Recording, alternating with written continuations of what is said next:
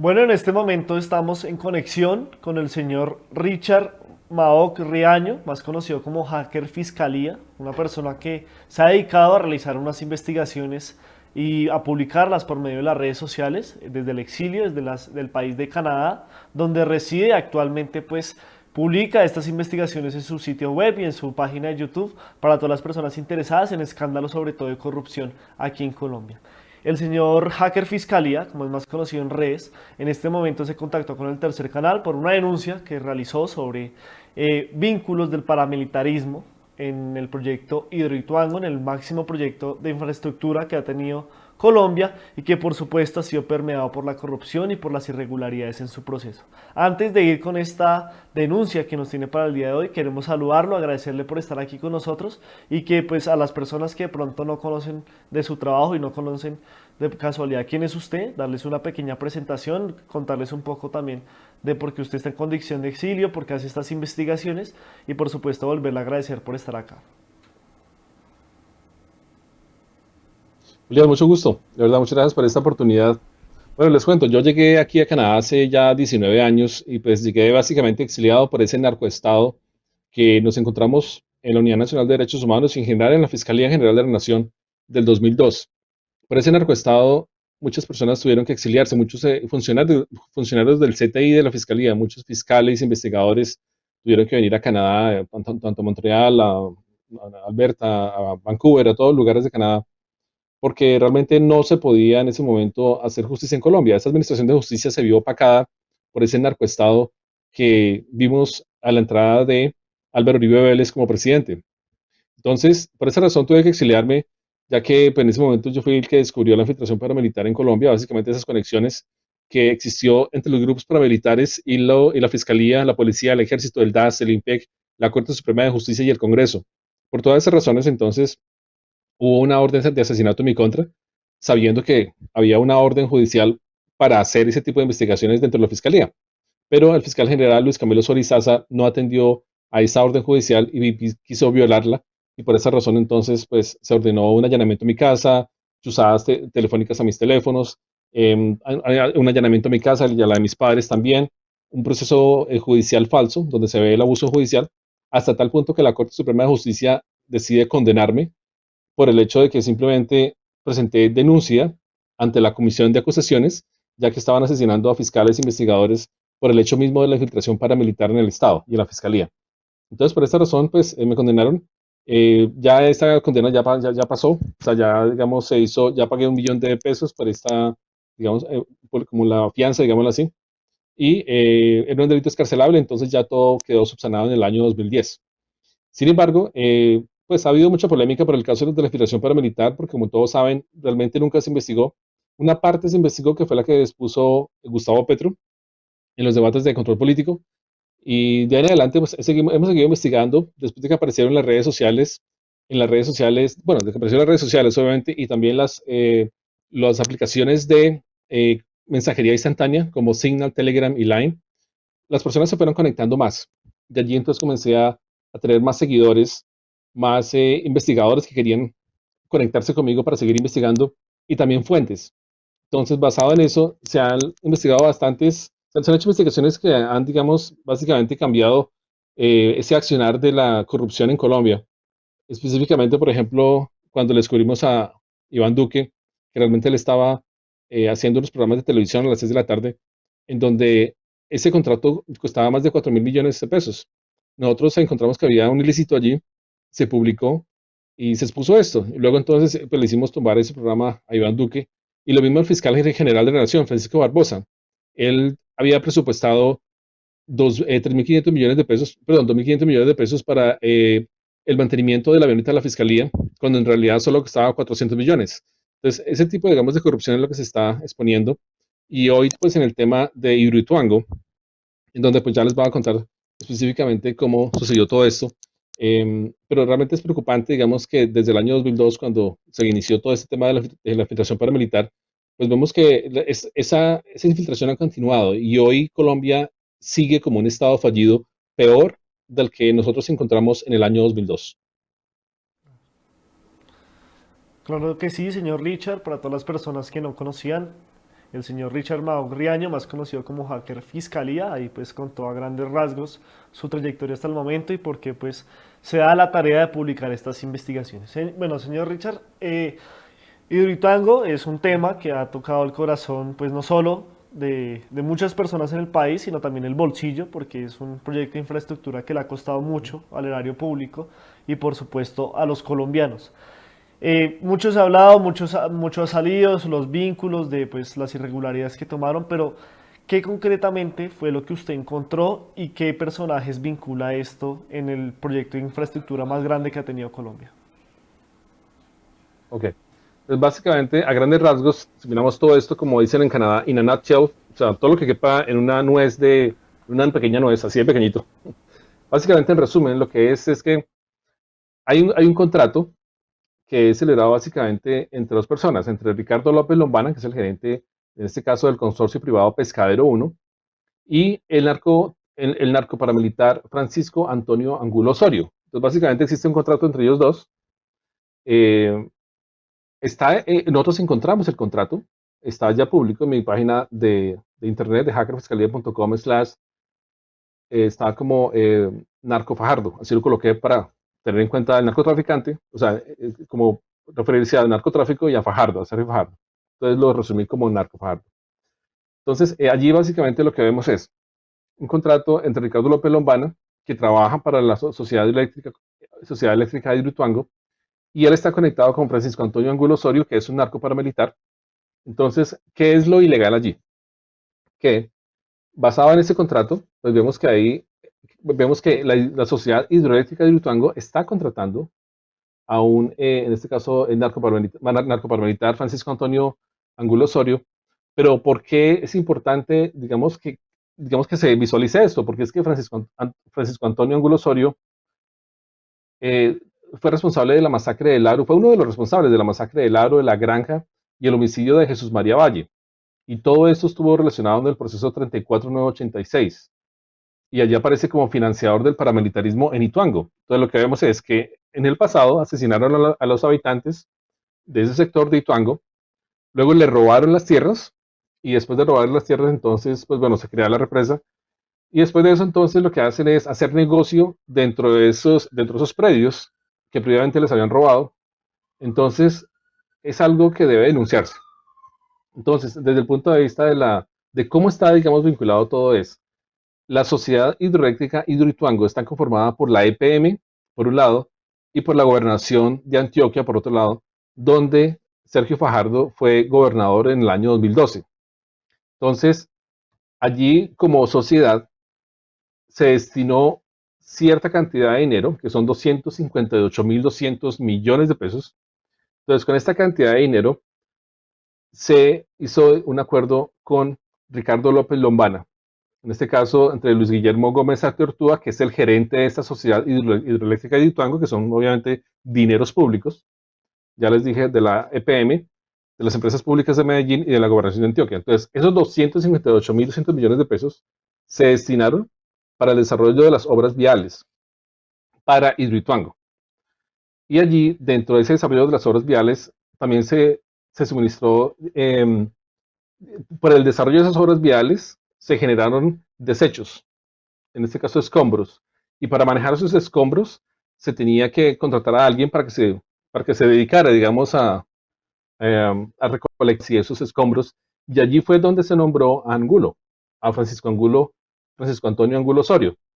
Entonces, allí vemos cómo pues, se contrata, digamos, a este narcotraficante y eso es lo grave. O sea, en conclusión, ese es el problema que existe ahí. Entonces, muchos van a decir que no, lo que pasa es que hay una sección, digamos, de contratación en la EPM y pues eso le corresponde a la EPM, ¿no? Porque de pronto, pues en este caso fue también la gobernación que pues hizo ese contrato, pero en general, digamos, la sociedad hidroeléctrica Hidroituango es la responsable de todo lo que pasa en esta sociedad, porque en ese tipo de sociedades lo que se ve es que hay funciones, cada persona tiene su función, pero a nivel de responsabilidad, la responsabilidad corre a través de toda la sociedad hidroeléctrica Hidroituango. Por eso vemos que es muy importante, porque el país tiene que conocer que en este momento, cuando vemos que Sergio Fajardo, pues obviamente se está lanzando en este momento como candidato presidencial, pues es de interés público conocer que esta persona, pues, que tiene responsabilidad cuando fue gobernador de Antioquia, pues está contratando conjuntamente con la Sociedad Hidroeléctrica de Hidroituango, está contratando a un poderoso narcoparamilitar que estuvo involucrado en masacres muy importantes en Colombia, en la del Aro, la Granja y en el homicidio de Jesús María Valle. Y allí también estuvo, pues, en el pasado Álvaro Uribe Vélez. Entonces, estas conexiones vienen del pasado. Ya ves, también Álvaro Uribe Vélez, pues obviamente fue el proponente de la construcción de esta represa.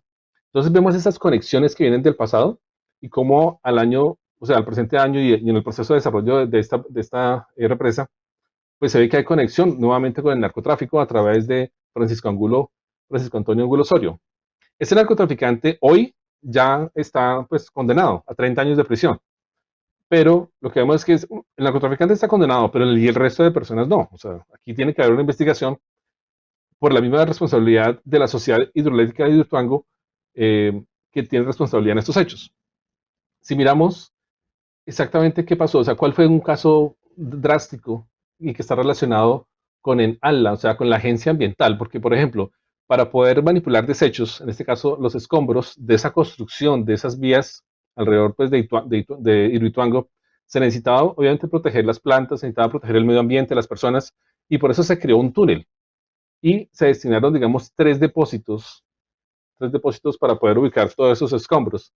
Eso necesitaba una agencia, necesitaba en ese momento una licencia ambiental. Pero esta licencia ambiental se supone que por ley, o sea, según el acuerdo, y se los voy a leer, según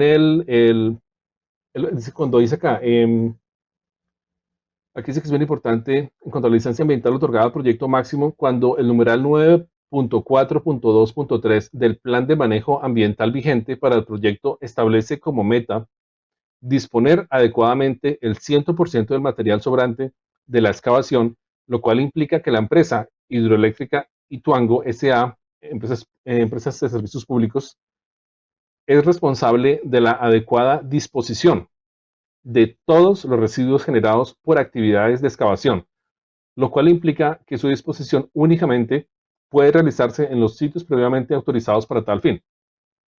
En conclusión, la hidroeléctrica Hidroituango, como sociedad, obviamente pues, se hace responsable de que allí no exista una licencia ambiental para este manejo de escombros que fue administrado por el narcotraficante Angulo, Francisco Angulo Osorio.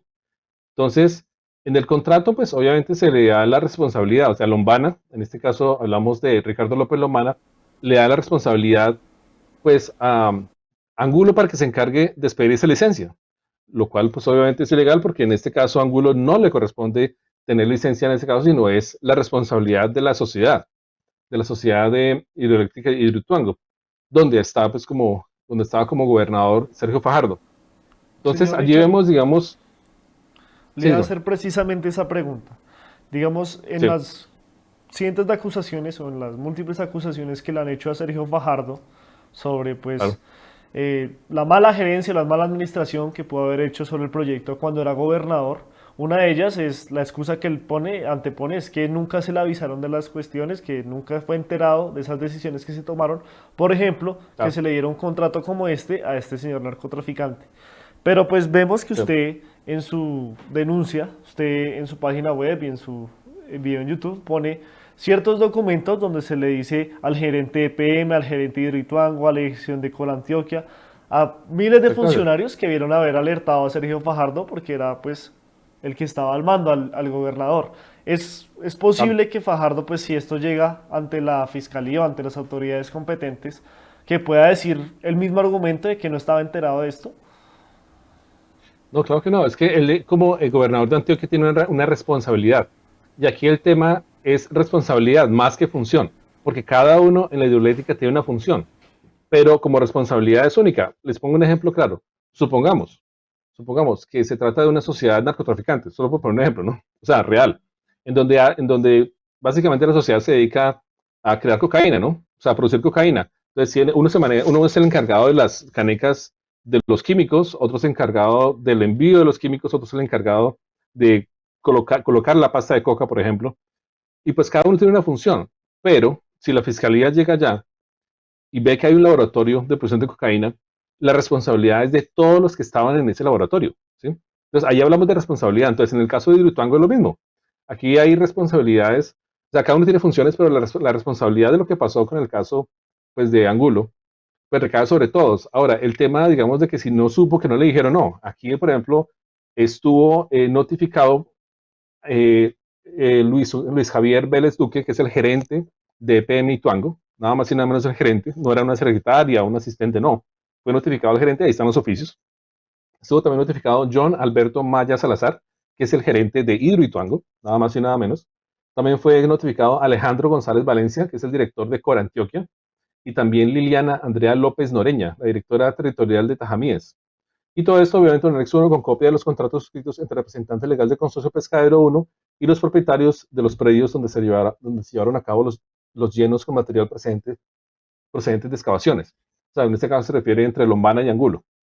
Entonces, fueron notificados, ya se sabe. Entonces, es responsabilidad, obviamente, de toda la sociedad el hecho de que se contrató al mayor narcotraficante en este caso, que está relacionado obviamente con las masacres del Aro, de la Granja y de la muerte de Valle. Entonces, es gravísimo porque pues, son delitos de lesa humanidad, ocurrieron en el mismo sitio de Ituango, donde se apropiaron de los terrenos y luego van a hacer negocio con esos terrenos. Entonces, si se asigna, por ejemplo, si a Ituango, perdón, si a Angulo, que al narcotraficante, se le da esos terrenos para que, digamos, en esos terrenos donde está, si se le da un material para que lo deposite allí, pues él está en ese momento ya había sido ya eh, confirmado por la Corte Suprema de Justicia que realmente tenía una responsabilidad judicial. O sea, en el 6 de julio de 2011, la Corte Suprema de Justicia tumba la decisión que lo absolvió el 15 de marzo de 2001. O sea, básicamente en el 2001 decía, no, no, Angulo no es responsable. Pero en el 2011, en 6 de julio, la Corte Suprema de Justicia dice, sí, es responsable y hay una sentencia de revisión, así se llama. Entonces, ya se sabía que, pues, según la sentencia de revisión, pues sí, había algo pendiente allí para Angulo, pero, sin embargo, a él se lo contrató, o sea, este contrato se hizo el 28 de junio de 2012, un año después. O sea, se sabe que Angulo es responsable y un año después entonces se lo contrata. Entonces, ahí está la responsabilidad que existe y pues obviamente tiene que hacerse una investigación. Ya más adelante, si hablamos de la condena en este caso de Angulo, en primera instancia, el 5 de junio de 2013, un juez especializado de Medellín pues hizo esta condena. Fue una decisión confirmada de la condena el 24 de noviembre de 2017, ya por la Sala Penal del Tribunal Superior de Medellín a 30 años de prisión por el homicidio de Valle y también como financiador de paramilitares. Esto en cuanto a Angulo. Entonces, allí vemos que eh, por el hecho de que él tiene esa responsabilidad de ser gobernador de Antioquia, pues obviamente tiene una responsabilidad. O sea, a él lo contrataron no para estar sentado ahí y no hacer nada, obviamente tiene una responsabilidad. Y desde el punto de vista de responsabilidad, pues tiene que asumir eh, hasta qué punto pues él estuvo involucrado allí, pero pues obviamente es el gobernador, ¿no? No es una secretaria, ¿no? Es el gobernador de Antioquia. Señor Fue en Richard, el 2012, ¿no? Sí, actualmente hay un proceso, inclusive contra el mismo Fajardo, bueno, múltiples procesos contra el Fajardo sobre este tema, donde ya hay imputación sí. de cargos. En el 2020, como usted decía, fue capturado el señor Angulo por el asesinato del líder José Jesús María Valle. Quería preguntarle si usted ya le ha pasado esta información a la fiscalía y, pues digamos, esta información, cómo podría cambiar el rumbo al proceso de Sergio Fajardo y, por supuesto, de todo lo que tiene que ver con el proyecto hidroeléctrico. Sí. Lo que nosotros hacemos como grupos de investigación, tanto en los grupos de investigación que tenemos en Colombia, en Canadá y en Italia, es básicamente exponer estos hechos, volverlo público, más que de pronto decir, mire, es que voy a ir hasta allí a denunciar esto, porque yo sé que si lo hacemos de esa forma, sin publicar nada, sin hacer nada público en las redes sociales, pues no va a pasar nada. Entonces, a la Fiscalía General de la Nación le corresponde por oficio, sabiendo estos hechos, iniciar una investigación, más que nosotros pongamos esa investigación y de pronto más que yo vaya y ponga la cara en Colombia, obviamente que no puedo, pues porque obviamente estoy en Canadá por razones de seguridad, no estoy aquí de paseo. Llegué hace 19 años, pues obviamente porque el mismo Estado se fue contra mí, tanto la Corte Suprema de Justicia, la Fiscalía y en este caso las instituciones que estaban pues en conexiones con paramilitares se fueron contra mí, entonces yo no puedo volver a Colombia, ¿no? Además, pues llegué aquí como exiliado y aunque ya soy ciudadano canadiense, de todas maneras en este momento reposa, digamos, una amenaza grandísima del cual ya tiene conocimiento la Policía Real Montada de Canadá y la Policía de Vancouver en cuanto a las amenazas que por todas esas investigaciones se han hecho, no solamente la de Irutuango, sino desde el año 2002 y después de que se tocó, por ejemplo, a la mafia yakuza, a la mafia japonesa yakuza que estaba involucrada en todo el lavado de dinero, por ejemplo, todo lo que está conectado, digamos, con el cartel de Sinaloa, en este caso las autopistas gaitanistas, y también al nivel, digamos, de la mafia italiana Drangheta. O sea, han habido amenazas de todos ellos, amenazas internacionales, ¿no? Eso sin decir que Canadá no es un país seguro, ¿no? Pero lo que quiero decir es que al final eh, queremos exponer este tema para que las entidades de control pongan los ojos y revisen. Allí están los contratos y les queda muy fácil al Estado colombiano en este momento que por oficio inicien una investigación ellos mismos y nosotros pues les damos los contratos. Ahí está público todo, ¿no? Entonces básicamente es eso, es responsabilidad del Estado en este momento eh, pues mirar hacia Hidroituango y ver qué pasó allí. Y ahí descubrimos esto, ¿no? Era un contrato que estaba bastante escondido, pero logramos obtenerlo por derecho de petición y así fue como todo esto se supo, basado primero en la investigación de el narcotraficante Angulo, para que no piensen que de pronto es una estrategia, en este caso política, que porque Fajardo se va a lanzar a la presidencia, no, no tiene nada que ver con eso. Nosotros seguimos una línea de investigación, comenzamos a investigar Angulo y de Angulo llegamos en este caso a Sergio Fajardo, a la gobernación de Antioquia, el caso de este contrato que se dio allí. Y no solamente es la única, ¿no? Ahora más adelante les hablo también de otro tema minero, en donde a él, una empresa, pues digamos un contratista anterior le ayuda en digamos, le ayuda, digamos, en la financiación de la campaña para alcalde cuando fue alcalde, digamos, en Sergio Fajardo y más adelante, pues obviamente él le da con buenos réditos, digamos, con buenas ganancias, un contrato minero. Eso después lo vamos a hablar cuando ya termine el tema de Hidroituango, pero la responsabilidad de Sergio Fajardo ahí directamente, porque él firmó, digamos, en este caso con este contratista minero, pues es grande. Y ahora en este caso que también está firmando con un narcotraficante, pues directamente, digamos, como sociedad, pues también lo hace responsable, ¿no? Entonces, es algo que tiene que verse. Señor Richard, como lo nombramos, pues ya el señor Angulo está en la cárcel y pues ha Sí. pedido someterse ante la JEP. ¿Usted qué espera si en llegado caso, este caso llegue a la JEP? Que él hable, digamos, directamente de este contrato, que sea consciente de lo que está pasando aquí para que pues los responsables caigan, entre ellos pues Sergio Fajardo, o qué espera que pase si llega el caso a la JEP. Lo que pasa es que Sergio Fajardo, perdón, en este caso Angulo tiene pues una oportunidad histórica para poder hacer justicia en caso de que él quiera irse por ese lado, ¿no? Porque desde el punto de vista de contrato, ahí lo embalaron, como dicen en Colombia, ¿no? Le dijeron, bueno, firme aquí y ya. Básicamente eso fue lo que pasó. Porque a él, digamos, lo usaron en el contrato porque él, de alguna forma, él no debió, por ejemplo, ser responsable de la licencia ambiental, por ejemplo. La responsabilidad general, pues, era otorgada, en este caso, a la sociedad hidroeléctrica. Por el lado de la responsabilidad de Sergio Fajardo, sí, obviamente, alguien tiene que hacerse responsable de esto. Y Sergio Fajardo, pues, obviamente, ya todo el mundo sabe que Fajardo es Uribe, y de todas maneras, cuando uno ve esas conexiones desde el pasado, que vienen desde ya el año 98, cuando fue investigado Angulo, y también Álvaro Uribe Vélez por los mismos hechos de la masacre del Aro, pero hoy está Angulo en prisión y Álvaro Uribe Vélez no, por ejemplo.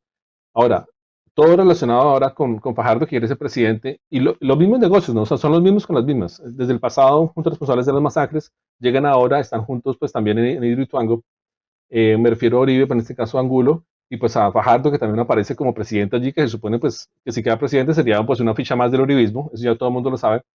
Entonces quieren continuar, ¿no? Quieren sacar al Estado, quieren hacer este tipo, digamos, de conexiones, aún en el 2021, digamos, pues con ese tipo sí, de narcotraficantes. Ya sabemos que él está en prisión, pero de todas maneras, él está ahorita como candidato presidencial, entonces la opinión pública tiene que estar muy pendiente de eso, porque se está hablando de dineros públicos.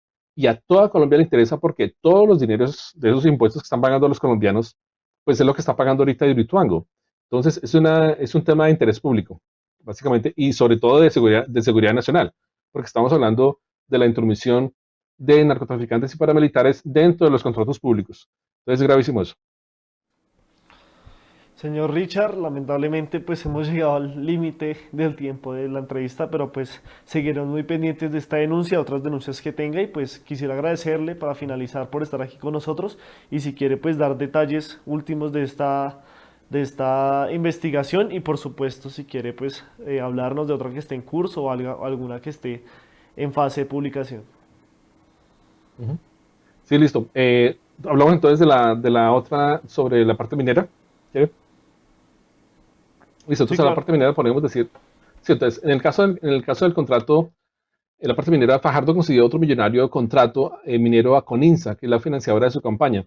Entonces lo que vemos allí es que, bueno, aparte, digamos, de la responsabilidad que ha tenido Fajardo por 4.3 billones de pesos sobre costos del proyecto en general, o sea, no me refiero solamente a este, sino en general, y que ya la aseguradora tuvo que pagar eso, pues se ve otro caso, y es el caso de, en este caso, de la empresa Coninsa Ramón H., donde él donó, cuando estaba en campaña, Fajardo, a la alcaldía de Medellín de 2004-2007, esta persona, la empresa, digamos, esta persona que estuvo allí en este momento de Coninsa Ramón, donó 25 millones de pesos a la campaña.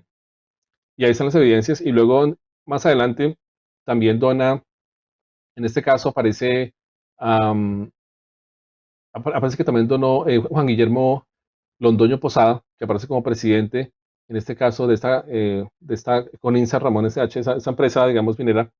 En el pasado también aportó 5 millones de pesos. Perdón, en la gobernación de Antioquia. Primero fue la alcaldía y luego apareció en la gobernación con 5 millones de pesos. Entonces, después de eso, como contraprestación, Fajardo, ¿qué le da? Y es directamente Fajardo, ojo con eso. Ya no es una sociedad, sino es solo Fajardo, como gobernador de Antioquia. Entonces, él le da el contrato número OK808521, que fue suscrito el 10 de febrero de 2015 entre Sergio Fajardo y Coninsa Ramón H., concesionario, quien tenía como responsable legal a Santiago García.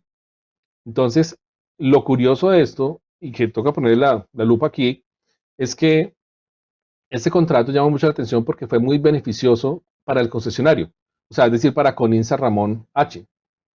Como consta, digamos, en la primera cláusula, dice, el objeto del contrato es que el concesionario desarrolle un proyecto de exploración técnica y explotación económica sostenible de un yacimiento de arenas y gravas naturales y silíceas. Entonces, aquí, por ejemplo, llama la atención que se le da la libertad al concesionario de disponer de los minerales objeto del contrato y cualquier otro que se extraiga en el desarrollo de este programa. O sea, le dicen, mire, explore aquí, pero también le dicen lo que se encuentre, si se encuentra diamantes o oro es suyo. Le dan pues esa facilidad. El área que tiene este contrato es 62,3236 hectáreas, ubicadas en una zona en la jurisdicción de Ituango. Entonces volvemos otra vez con el tema de Ituango. Entonces, el tiempo de duración del mismo era de 6 años. Entonces, atribuido, por ejemplo, un año para exploración, un año para la construcción e instalación de infraestructura y el montaje necesario. Y luego, entonces, la explotación tendría una duración de 4 años, que luego sería prorrogada hasta 30 años. O sea, digamos, ese límite no está, no es corto, sino es casi bastante, ¿no? O sea, solamente le dan contrato, pero para toda la vida, básicamente. Entonces, el valor del contrato fue indeterminado y teniendo en cuenta las cláusulas anteriores mencionadas, se puede decir que se trata de un valor multimillonario, dada la cantidad de hectáreas concedidas y el tipo de material explotado. Entonces, en este caso, los firmantes de este contrato son Sergio Fajardo como gobernador de Antioquia y Santiago García Cadavid como representante legal de la empresa Coninsa Ramón H. Entonces, el abogado, eh, entonces hay algo bien interesante, que el abogado encargado de la minuta del contrato, oígase bien, es Jaime Humberto Naranjo García, quien en 2013 fue designado como abogado de Hidroituango, nada más y nada menos. Entonces hay conflicto allí, ¿no? Un abogado está aquí y luego pasa a ser, pues, trabajar en la minería, en la empresa minera. Entonces, es decir, quien se encargó de la elaboración de este contrato que beneficiaba a la Coninsa Ramón H. Con la exploración y explotación de esta mina, es también abogado del consorcio de Ituango, al que también pertenece Ramón H., y quien celebra uno de los contratos más grandes e importantes del departamento de Antioquia. Entonces, como es de conocimiento público, las minas y los materiales extraídos del suelo le pertenecen al Estado colombiano. Por ende, sus funcionarios son sus funcionarios del Estado quienes se encargan de vigilar y controlar los contratos de exploración y explotación. Entonces, la pregunta es, ¿por qué Sergio Fajardo dejó como encargado de la minuta de un contrato que incluía bienes del Estado al abogado de los beneficiarios del contrato? O sea, ¿no constituye eso un conflicto de intereses o por lo menos una conducta antiética? Eso es lo que se tiene que analizar. Entonces, aquí ya para terminar, en la gobernación, digamos, de Fajardo hay una gran lista de escándalos de conflictos de intereses y conductas antiéticas en la contratación de concesiones mineras. Entre ellos podemos encontrar la sanción de la Procuraduría General, que mediante fallo del 8 de mayo de 2018, de dos funcionarias de la gobernación de Fajardo, Cecilia Cadavid Márquez, en su condición de secretaria de Minas de la gobernación sancionada con 6 de suspensión, y Melissa Álvarez Licona fue sancionada con 4 meses de suspensión. Entonces, las sanciones producto de violar el régimen de inhabilidades e incompatibilidades, pues se dan al beneficiar con el contrato de concesión minera del 2012 a Manuel Antonio Mesa López, esposo de la señora Beatriz White, que es la secretaria de Participación Ciudadana en ese momento de la gobernación de Antioquia. O sea, ahí está la secretaria pues, de la gobernación de Antioquia y pues Fajardo le da un contrato al esposo. Entonces, pues obviamente ahí vale resaltar que Fajardo fue el que firmó el contrato que le otorgaba la exploración y explotación de un yacimiento de arenas y gravas naturales ubicado en la finca El Hato de Santa Rosa de Osos al esposo de una de sus secretarias en la gobernación. Entonces, esto es lo que toca mirar con lupa, ¿no? Y pues es importante que, como aquí dice que no cabe duda de que entre más se investiga a Sergio Fajardo, ¿no?, más se puede dar cuenta que su relación con los constructores de Hidroituango data años atrás y hay muchos intereses comprometidos. Pero el patrón es claro, o sea, estas empresas empiezan financiando sus campañas políticas y terminan siendo las beneficiarias de los contratos más grandes e importantes del departamento. Entonces, básicamente esos son los dos casos, ¿no? Cuando vemos por un lado Hidroituango, se hace negocios con narcotraficantes, en este caso con Angulo, y en el caso de la minera, se hacen negocios con las personas que le ayudaron previamente en las campañas políticas, tanto de alcaldía como de gobernación. Y luego entonces Fajardo, como forma de agradecer, les da un contrato súper grande por más de 30 años después, obviamente, a estas personas que le ayudaron. Eso es. Claro que sí, señor Richard. Bueno, agradecerle por estar acá, pues decirle que pues esperamos que no sea la última vez que nos acompañe y pues a todas las personas que estén muy pendientes. Muchas gracias. Feliz tarde. Ustedes, muy bien. Gracias, muy amable. Chao. Bueno, y ya volvemos aquí con más entrevistas, con más notas en el tercer canal, La Voz de los que no tienen voz.